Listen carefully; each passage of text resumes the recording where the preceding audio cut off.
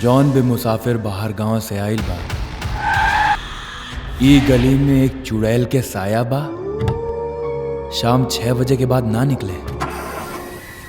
1 2 3 4 करता हमार नैया पार।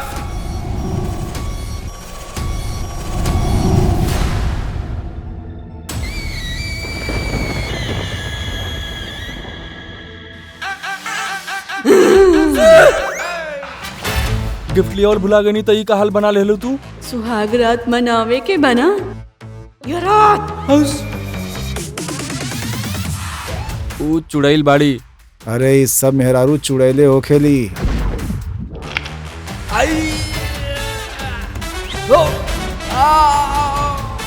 दीदी हमके माफ कर दा दीदी, गलती हो गई। हम जकरा के बियाह के लिए आइल बनी जा, सचमुच के चुड़ैल बाड़ी। यकीन के का बात बे में देख लेता नहीं।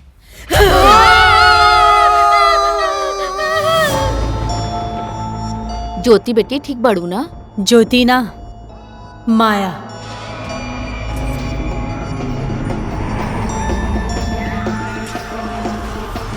हम तो हर ज्योति और तोहनी सबके पीछा हम तब तक ना छोड़ब जब तक हमार बदला ना निहल जाए।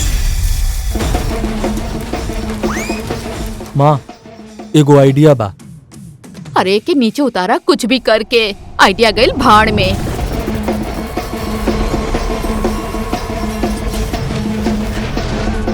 जैसे हमनी खत्म हो गई नी, वैसे ही वो लोग भी खत्म होके के चाहिए। का मतलब?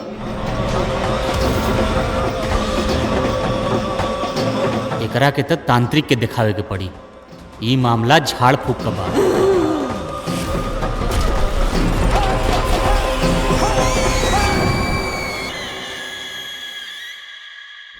चुड़ैल मैडम, जब से बियाह भइल बा तू साथही में बाड़ू, तारा तो पते बा इतना से भी हाथ नहीं लगेले ज्योति के। कि जब तक हमार बदला पूरा ना हो जाए तू ज्योति के टच ना कर सकेला।